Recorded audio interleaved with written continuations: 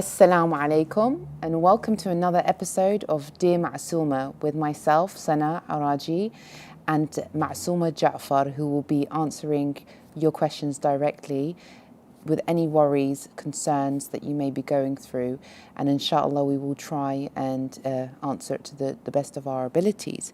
Assalamu alaikum, Masuma. Alaikum salam wa rahmatullah. How are you today? Alhamdulillah, how about yourself? Alhamdulillah. It's really nice to have you again, and we've got another really important kind of question to put forward to you from one of our viewers, and let's just get straight to it. So it says, Dear Masuma, my daughter has turned 18 and she still won't wear hijab. I don't know what to do. I'm not saying this because she's my daughter, but she is becoming so beautiful. And I'm so worried that she will attract the wrong sort of crowd because she's not wearing hijab. My youngest daughter has just turned 9 and alhamdulillah she wears hijab. However, the other one is very stubborn. She needs to do everything on her own and she decides when she feels like doing something. Is there anything I can do? I've tried talking to her, but she says she doesn't want her religious lectures. What would you do in my place? Sorry.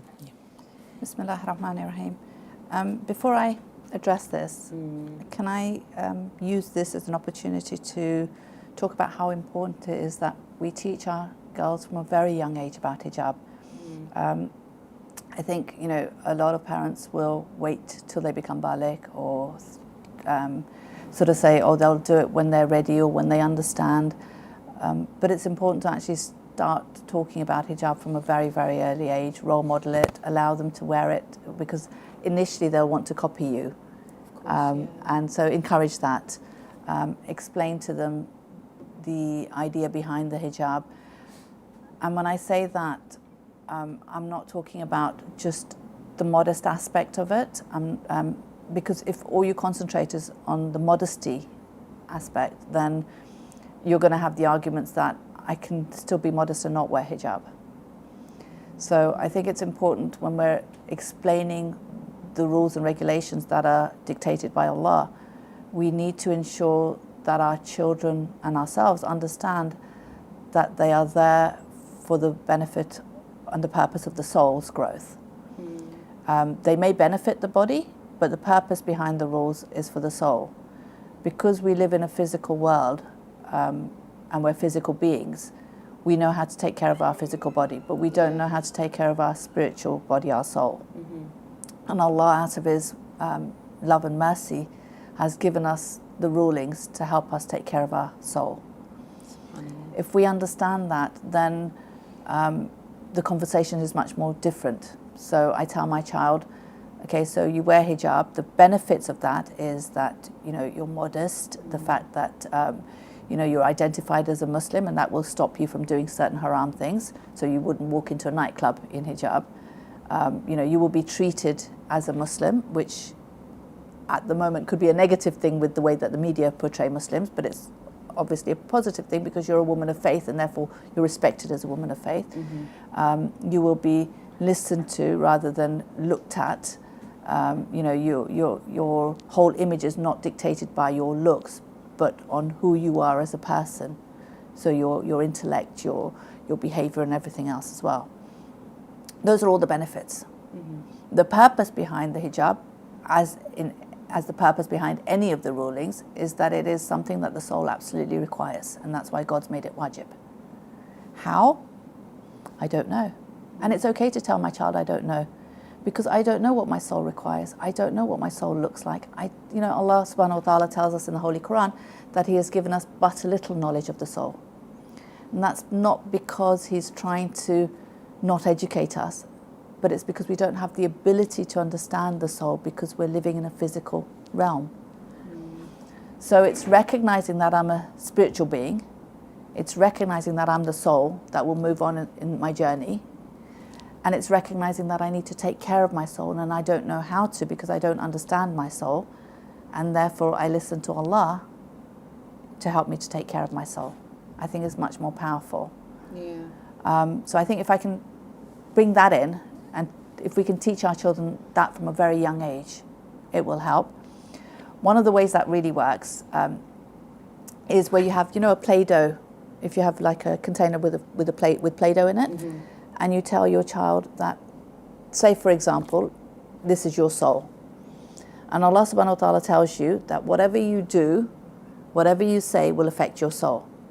At the end of your life, you will go back to Him with a certain shape. Now, dependent on that shape will depend on whether you end up in heaven or hell, because it depends where that shape fits in. So you've got those shape sorters where you put the square in the square one and the circle. So imagine you have to make your soul into a heart shape, because there is only a heart shape cutter, a shape in heaven. So only a heart shape will fit into that. Just an example. Okay, yeah. So you tell your child, and this is really beautiful to actually help with their behavior as well. So you say to them, okay, what do you think your soul looks like? So say if they've had a fight with their sibling, or they've hurt another child, or they've had a tantrum, or whatever it is. You give them the Play-Doh and you say to them, what do you think your soul looks like at the moment? And automatically as children, they're going to make it into a love heart shape, because that's what you've told them, that's what it should be. And you say to them, really?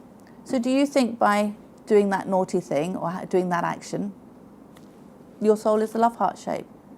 And they'll look at you and they'll probably damage the love heart a little bit or change it slightly. But you don't leave it there. You say to them, so what can you do to make it back into a love heart? And that's where then they reflect on how they can right the wrong. I need to apologize to God. I need to apologize to that child. I need to, share my toys or whatever it is. Okay. So you're constantly explaining to your child that they need to make that love heart shape. Their soul needs to be that love heart shape. And the reason why I've picked a love heart, again, you can talk about the love of Allah. You can talk about the fact that when you're in heaven, you're going to be with the Ahlul Bayt and the Holy Prophet, and they love you very much. This whole concept of love is really, really important. But what you're trying to do is get your child to recognize that when they do certain things which are against Islam, they're damaging themselves, one. Secondly, to recognize that if they do make those mistakes, they can correct it. Okay. And thirdly, they're taking ownership of their own soul and the correction, which is very, very powerful. Then you're not having to parent them all the time. You're comfortable letting them make their own decisions because they're aware of these ideas that you put into their head. And that's a brilliant idea. I think I'm going to have to get my Play-Doh back out, actually, because they're visualizing an idea. Because, like, for example, when you had spoken about the soul before, I had taken that back and I started speaking to my own children about that. And when I'm explaining to them, they're like, but what does the soul look like? Yeah. And I was stuck, and I was like, to be honest, I don't know, but you see it as kind of like a nur, like a beautiful light that is within you. That's what makes you alive. But using that tool of just the Play-Doh is actually a really good idea, because it kind of makes them have that concept of... And they can visualize it and think about it. Yeah. And it teaches them to self-reflect. So at the end of the day, before they go to bed, actually give them the Play-Doh, have it by their bedside table. What does your soul look like tonight? That's fantastic. And what are you going to do about it? So again, that concept of reflection, which is, which we have in so many hadith, which, constantly we're told reflect on your day, so that we can actually correct the things that we've done wrongly before it's too late. Exactly, and because it's always shaping, it will always change. And just like us as human beings are constantly changing, that's a fantastic idea. That's on the side. I think it's really, really important that we teach our child from a very young age. But obviously with this child, she's 18 years old. Of course, yeah. So one of the things I'd actually say, at the age of 18, you're looking to go into university or a job or some sort of apprenticeship or something where you're starting somewhere new. So it's easier to actually put on hijab when you're starting somewhere new, where people don't know you and they'll just know you the way that you present yourself initially. Okay. So it might be a good idea to have that conversation. It's like, okay, in school and everything, it was difficult because your friends knew you without hijab, and then to put on hijab, all those questions that would come, and then people, like, why are you doing it now, and what's, and it's a little bit difficult sometimes because it's out of your comfort zone to sort of change your whole identity. Whereas if you do it when you go into a new place, like into university, into apprenticeship or work or whatever it is, they're not going to know you, so you're going in with hijab, so your identity is as a hijabi. So maybe that's a conversation that the parents need to have with that daughter, looking at it from that perspective. Yeah. Talking about, and again, she says that the daughter is whenever the mother tries to talk to her, she says, I don't want to hear religious lectures. So maybe look at it again, if you're looking at it from the soul perspective, it's not so much religion shoved down your throat, it's more about you taking care of yourself, one. Secondly, you're looking at it from the perspective of what's your identity? How do you want people to perceive you as? What sort of person do you want to be? It's like a lot of the times we feel like, I don't want to listen to God because I want to have a say. But honestly, if you're not listening to God, guaranteed you're listening to someone else, whether it's your friends, whether it's your peers, whether it's the media. It's not, you're not making a decision all on your own. Because we live in a society where we're, told how to think, even if it's subconsciously. So although I think I'm making my own decision, I'm really not. I'm being led by what others are telling us. And I need to sort of question, do I want others to tell me how to behave, or do I want God to tell me how to behave? Because when others are telling me how to behave, it's very much biased towards what they get out of it. Exactly, yeah. Whereas when God's telling me how to behave, it's not biased. It's for me, it's for my benefit, it's for my growth. So recognizing that and realizing I'm not making an independent decision with no one telling me anything. Subconsciously, I'm being pushed in different directions, and I need to bring that into my consciousness and consciously decide that I'm not going to listen to others, I'm going to listen to God. Exactly. And maybe the mother needs to find out, why does she not want to wear hijab? Like, does she feel restricted when she's wearing hijab? If so, what is she restricted from? And then finding out what is it that she maybe wants, kind of like, if there's something that she could do in a halal environment, that filling that desire up. So for example, if she wants to have fun with her friends, maybe have them at her house in a halal environment and have fun. Like, if she feels like there's a restriction, then there must be a reason for why she doesn't want to wear it. No, for sure. No, for sure. And I think that's why maybe at the age of 9 it's much easier to wear hijab, because you're not so much concerned about the way you look. Whereas, as you grow older, the way you look is really, really important, because again, that's what's been pushed, down our throats. It's like, how you look is so important, that you're constantly trying to, make yourself look a certain way, feel a certain way, and it's really sad. And then the internet doesn't help with that as well. Social media doesn't help with that as well. So you're constantly. I mean, you think about the amount of photos that you post on the social media, and the number of likes you're wanting. And I've heard of people who, in fact, I've actually counseled people who get really depressed when they put a photo up and no one likes it, because it's like, what's wrong with me? And you're constantly looking for gratification from others. You're not satisfied until you've got some sort of appreciation from others, and that's a really sad way of living. Yeah. Because you don't value your own self unless others tell you that you're something. And that's quite sad. So again, having that conversation, and why is it that she doesn't want to wear it? And obviously, a lot of it will be in the way that she's perceived by others, in the way that she perceives herself. The fact that she's actually hiding her beauty, and it's innate in women to show off their beauty.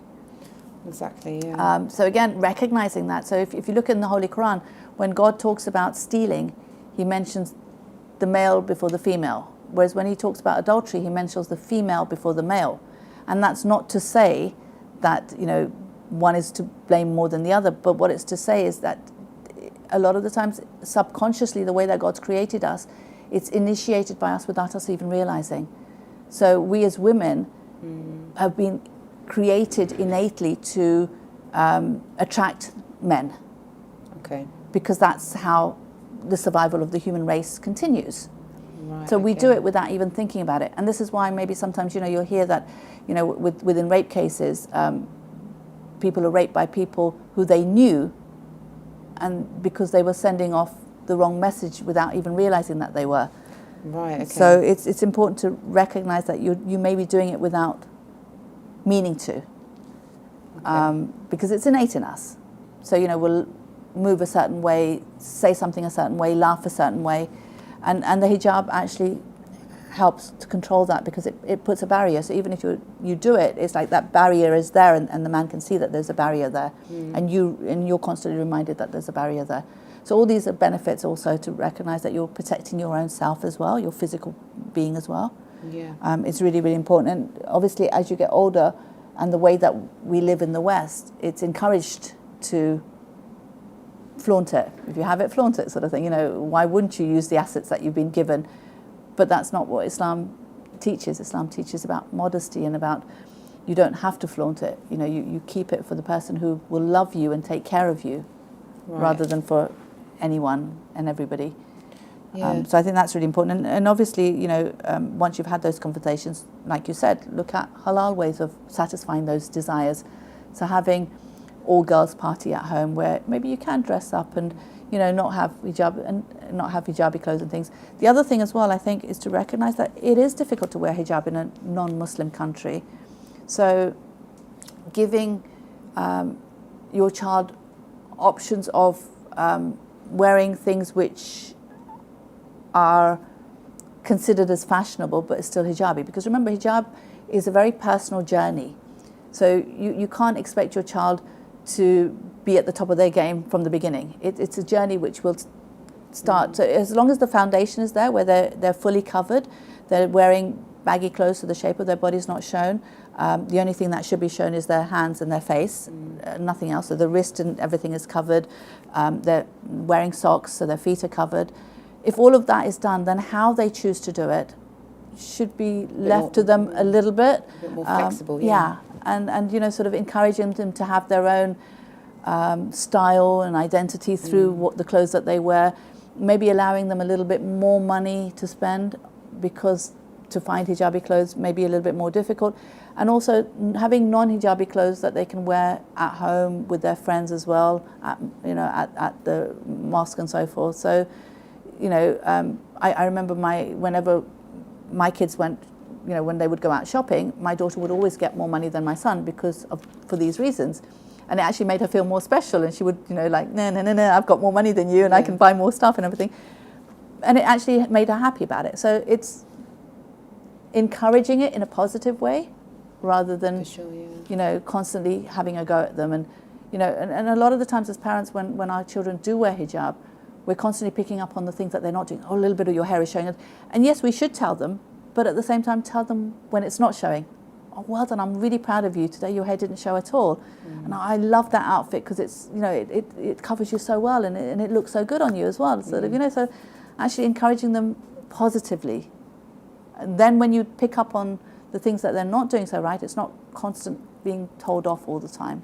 Exactly, and then they don't start resenting the hijab because they're like, you know, I'm never getting it right. Yeah. You know, I might as well just not wear it, or, you know, these things start to come. Yeah, no, for sure. The other thing also, I think, is also looking at the positives and the negatives as well. So the fact that we have hadiths which talk about that if a woman leaves her house without hijab, Allah actually assigns angels to her which will send bala on her. Okay. All the way through till she comes back into her house. That's huge. So actually having a conversation with her daughter, asking her what does she understand by this hadith, what does bala mean to her, you know, and maybe as a parent actually telling her, you know what, I love you so much that I can't see this happening to you. Right. As a mother, I can't allow this. So I'm going to force you to wear hijab because you're just not listening. We've had the conversation. I've tried to explain to you. We've had these discussions. Nothing's going in. So while you're living in my house, I'm going to force you to wear the hijab. And I know, and actually tell her, I know you're going to take it off as soon as you go around the corner. But at least from the door of our house to the corner, you're not having bala thrown on you. Okay. So making her realize how important it is that you're trying to protect her because you love her so much. Right, okay. Rather than from a perspective of, I'm your mother and you're going to do what I tell you, whether you like it or not. So she understands the value of the soul in a way that you're willing to force it upon her just so she can get those few moments of not having, like her soul not being damaged. Not being damaged. Exactly. And then it's the same way, the way that we force our children to go to school when they don't want to, or do homework when they don't want to. A lot of the times as parents, whenever I talk to parents, they'll say, but I don't want her to hate the religion, or I don't want her to hate the hijab, or I don't want her to disrespect the hijab. Yes, she may hate it in the same way she hates school or she hates homework, But as she grows older, she'll see the value in it. Right. And, this concept of disrespecting the hijab, I don't want her to disrespect it by taking it off. She's disrespecting it by not wearing it in the first place. So for you to say, I'm not going to let her wear it till I know she's not going to take it off, because that would be disrespectful. It's disrespectful not wearing it in the first place. Okay, but what if, for example, there's, say for instance, it's that a mother was to go down that route. What if the child just decides that they just resent it even more because of this being forced upon them? Again, they may do, in the same way as the homework. But it's about you constantly having those conversations with her and not okaying the fact that she doesn't wear it. A lot of the times when we allow them not to wear it, they see that as an okay. And the conversations actually stop. This way, because you're forcing it on her, the conversations will continue. And if you're explaining to her that you're doing it from a place of love rather than from a place of authoritativeness, it'll make her think, hopefully. Okay. And again, guidance is constantly coming down with God, from God. So, the minute she's ready to take on that guidance, it will, she'll understand the hijab. But the guidance can only be taken on by a soul who is open to that guidance. And as she is disobeying Allah, her soul is not open towards that guidance. So by you protecting the soul, even to a small amount, you're hopefully opening her up to the guidance that God is sending down to her. Okay. So I think it's important that I'm not saying force it from the beginning. I'm saying that we should explain, role model it, have conversations, have discussions, bring in the role models that we have. Again, it's like, if she's someone who connects to Lady Fatima alayhi salam or Lady Zainab alayhi salam, what is it that you learn from them? If you're crying at the musibah of Karbala, at what happened in Karbala and the aftermath, one of the greatest injustice that was done was the way that the women were treated and their hijab removed. Again, how can you cry about that if you yourself are choosing not to wear the hijab? Yeah, so actually getting her to reflect on these things and what they mean to her and what these role models are there for and what do they teach us. And this concept of, a lot of the times, I know when I was growing up, hijab was taught to me as from a perspective of, I'm doing this so a man doesn't look at me. Again, it's like, that's his problem, not mine. Exactly, yeah. So instead of that, it's like, I'm doing this to protect myself, for my soul to grow, for me to get closer to God. You have to look at it in that way, because I think if you look at it in the way where you're doing it for someone else, you're going to resent it. You're not going to want to do it. You have to think, well, I'm not doing it for you. You should be lowering your gaze. Yeah, exactly. I'm doing it because... That's what the verse says, right? Initially, exactly. It's directed to the men. That's how they need to think. They need to think that it's not making you lower than the man. It's actually empowering you, because it's giving you a choice to choose. Yeah. That, yes, if a man decides to look, that's between him and Allah. He should be lowering his gaze, but you're doing it for your own soul, because you're thinking of your afterlife. You're going to be buried separately. Allah's not going to say to you, oh, that's fine. You didn't wear it for this or that reason. He's going to say, well, you didn't protect your soul. Yeah. So you have to look at it in that way. And I think girls have that problem. They associate it with what you just said. Because that's I'm what we're doing it told. for the man. Yeah. No, you're not. See it the completely different way. Empower yourself as women and empower your souls. Because like you were saying before, we're constantly thinking about the physical world.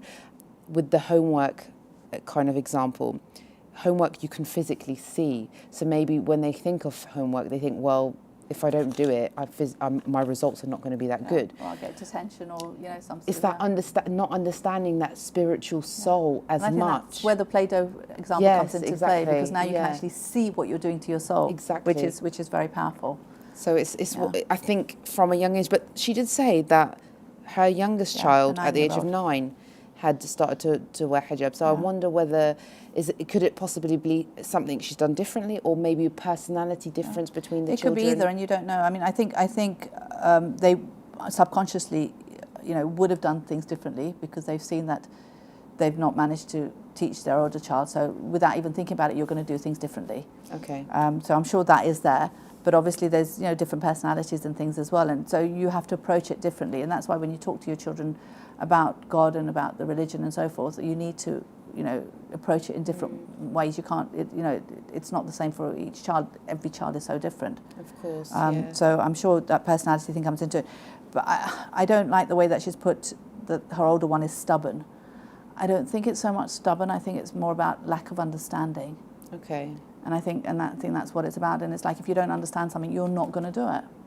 And it's like, if you're being pushed to do something which makes no sense to you, you're not going to do it. And that's not stubborn. That's just logical. Of course. Yeah. So it's a lot of the times, I think, as parents, we concentrate on teaching our children what to do and what not to do, the halal and the haram, and the wajib and the haram and so forth. But before we go down that route, we need to build a relationship with God with them. So they need to understand who God is, and that God loves me, and that God cares about me. God's created me for heaven. He's created me with a huge potential that He wants me to reach, and He's helping me reach that. The fact that I am the soul, and all of these things. If I understand all of these things, then I'm told that God's telling me this, this, this for my benefit, then I'll want to follow it. Of course, yeah. Rather than constantly... Makes it easier. Yeah. It's, a lot of the times, when you're growing up in a non-Islamic country, you feel like you're in a jail. And you're everyone else is having so much fun and you're not. And if you're taught the other way, you actually feel like, no, God's trying to protect you. There's so much evil and horrible things happening. And when we see that out in the world, I know people who will not pick up the newspaper and read it because all there is negativity and the evil that's out there. Yeah. So, God's just trying to protect us from all of that. Definitely. And why wouldn't I? And then this concept of, where she says, and she's becoming so beautiful and I'm so worried that she will attract the wrong sort of crowd. Again, you're looking at only the physical beauty. It's the inner beauty that's more important. Exactly. So recognizing that I'm damaging my inner beauty by disobeying Allah. Yeah, no, that's beautifully said. Thank you so much, Masuma. And it is one of those kind of tricky topics that we all have to go through, and it does come in the back of my mind with my own daughters. But inshallah, hopefully, Masuma has addressed your concerns, and I do pray for you all, for all mothers out there, and also young girls who are having to go through the difficulty of having these issues in the world that we live in today. And inshallah, hopefully, your daughter eventually tries to kind of wear the hijab. And thank you so much again, Masuma. Thank you for joining us for this wonderful topic. And please, again, do feel free to send in your concerns, your worries, any queries, whatever they may be. Again, do not feel embarrassed. We're all here together to learn and try and find the best solutions possible. And please, again, do join us for another episode of Dear Masuma. Thank you so much. Assalamu alaikum wa rahmatullahi wa barakatuh.